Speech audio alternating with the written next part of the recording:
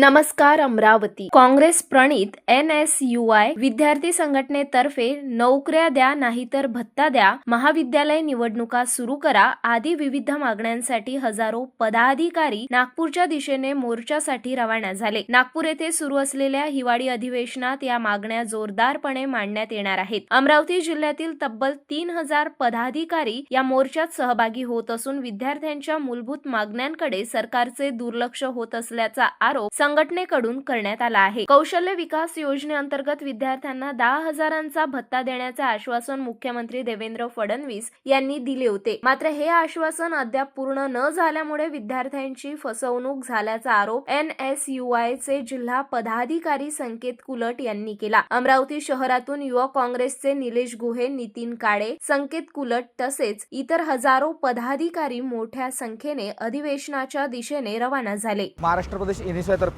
नागपूर येथे चालू असलेल्या हिवाळी अधिवेशनावर संपूर्ण NSUIचे विदर्भातील लोक आणि महाराष्ट्रातील लोक मिळून विद्यार्थी मिळून विधानसभा घेरावचा मोर्चा आयोजित करण्यात आलेला आहे। यामध्ये सदर आंदोलनाची मुख्य मागणी ही नोकरी द्या नाहीतर भत्ता द्या अशी आहे। फडणवीस सरकारने सत्तेत येण्याच्या आधी मागील त्यांच्या मॅनिफेस्टोमध्ये त्यांनी वचन दिलं होतं की दरवर्षी 10,000 रुपये विद्यार्थ्यांना जर भत्ता दिला नाही तर देण्यात येईल म्हणून कौशल्य विकास अंतर्गत, परंतु तसं कुठेही झाल्याचं 1 वर्षात आढळून आलेलं नाही। त्यामुळे विद्यार्थ्यांची दिशाभूल करण्याचं काम सरकार करत आहे। आणि दुसरी मागणी म्हणजे आपले कॉलेज इलेक्शन्स 2014 पासून बंद झालेले आहेत। विद्यार्थी चळवळ कुठेतरी संपवण्याचं काम फडणवीस सरकार RSS BJPच्या माध्यमातून होत आहे। हे थांबलं पाहिजे आणि कॉलेज इलेक्शन्स पुन्हा चालू झाले पाहिजे ही मागणी आणि याच्या व्यतिरिक्त इतर काही मागण्यांच्या अनुषंगाने आज हा मोर्चा आयोजित करण्यात आलेला आहे। अमरावतीतून जवळपास 200 ते 300 विद्यार्थी याच्यासाठी रवाना होत आहेत। 3000 विद्यार्थी जवळपास धडकणार आहेत संपूर्ण विदर्भातून। पूर्ण झाल्यास आंदोलन अजून तीव्र करण्यात येईल आणि येणारा याच्यापेक्षा मोठा मोर्चा हा मुंबईमध्ये काढण्यात येणार आहे।